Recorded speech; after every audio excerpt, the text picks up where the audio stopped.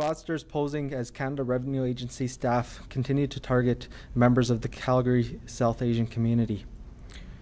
For at least the past month, these impersonators have been calling Calgary South Asian community members, advising them that they have ignored written warnings and that they owed CRA money, and they are calling to collect. The victims are instructed to purchase prepaid credit and debit cards for large sums of money, and while on the phone, the fraudsters tell the victim to disclose the PIN number on the back of the credit card. This allows the fraudster to have immediate access to those funds. The victims are told that if they do not comply, police will come to their houses and arrest them and put them in jail for a considerable length of time. A variation of the scam is where the fraudsters threaten the victims with deportations if they do not comply. The Calgary Police Service does not perform this type of collection enforcement for Canada Revenue Agency, and the CRA do not use these tactics to collect unpaid taxes. If you are contacted by phone and threatened in this way, do not comply with these demands. If you are concerned with these demands are real, take down the full contact information from the caller and contact police or Canada Revenue Agency directly. Once you have complied with the fraudster's request, it is very difficult for the police or anyone else to help you get your money back and you continue to be a target for these individuals into the future. If you believe you're being a target or have been a victim of any fraud, please contact police.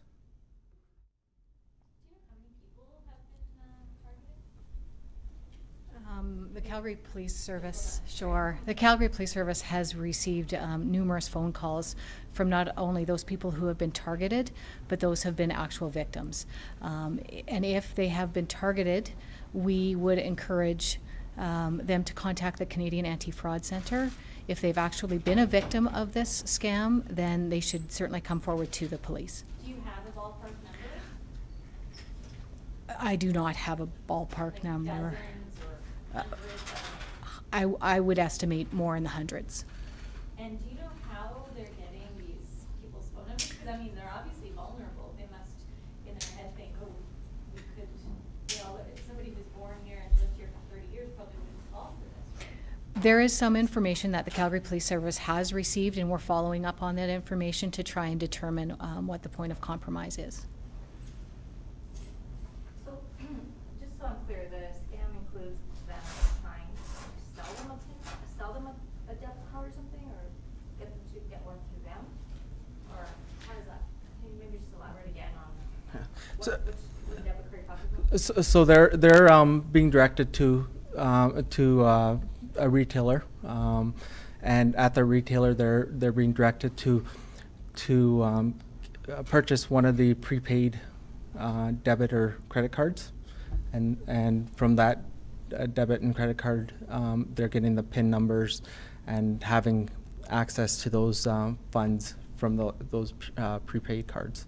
But it happens like, so could say on the release that they were on the phone with them while they were doing it? Yeah, they're on the phone and they're asked to scratch off the back of the card and get the PIN numbers and the numbers off of those credit cards. So they're actually on the phone. So while they're on the phone, they have to go to the store and get these things, like. Yes. So maybe take us through one example. Scenario. So basically, they get the phone call from the fraudster. They're threatened that they need to pay these funds. They are told to go to one of the retailers where they can purchase prepaid Visa cards or prepaid debit cards. While on the phone, they make the purchase. They're directed to scratch the back of the card for the PIN information and provide all the card information to them over the phone. And it's not traceable at all? These types of frauds and the way that so if I can just elaborate more.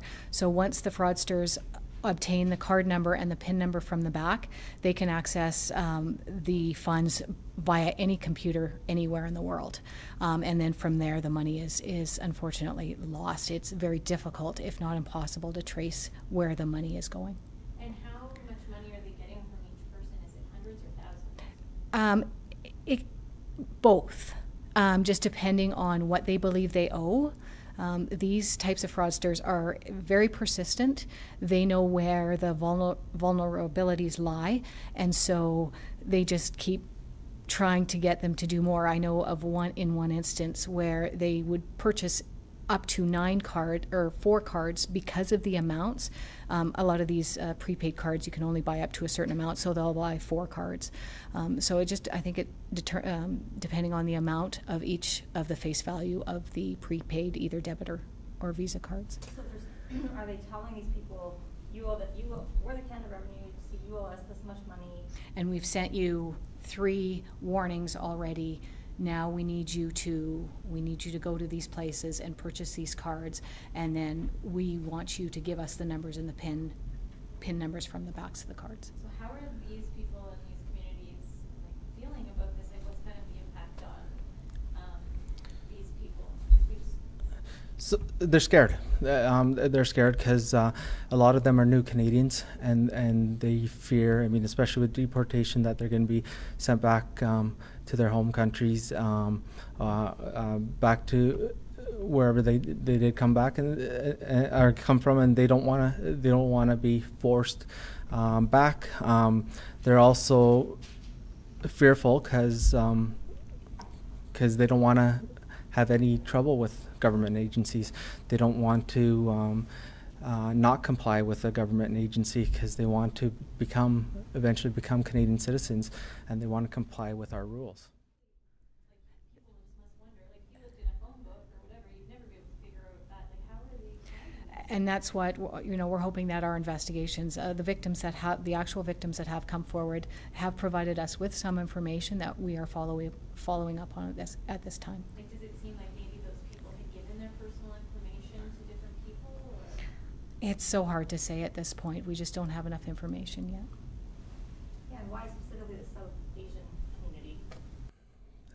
I don't know exactly why the South Asian community, but again, it is a community that wants to comply with the rules and regulations of the country. So I don't know why it is just a South Asian community, or even if it is just a South Asian community. The way they're going about it is on the fears of these individuals, that this is what's going to happen, and the reputation as well, right? Going to jail is not going to be a good reputation for someone from that community. So they're looking at that as well. So sorry, just to clarify, so you've had a number of complaints to police, just like a handful or so, but you think maybe there's hundreds of victims? Is that fair to say? I think that's fair to say. I know of probably a dozen people that have reported actual losses, and the Calgary Police Service is receiving dozens of phone calls of people that have been targeted. And I know there is some confusion. Again, we recommend that those that have been just targeted by a phone call, that the best bet is to contact the Canadian Anti-Fraud Centre and report it to them. But if they've actually been a victim, then we would absolutely encourage them to come forward and report to us. Are these perpetrators, are they outside of Canada, in Canada? Is it a national problem, or what we've been able to determine so far is these people are in the Ontario area, and to my knowledge, there are victims in Edmonton as well. So it is not strictly for Calgary and area. It is happening, I believe, in Edmonton. Is there an age range of the victims, or just I across the gamut, just depending on the information that they're obtaining from whatever source that happens to be.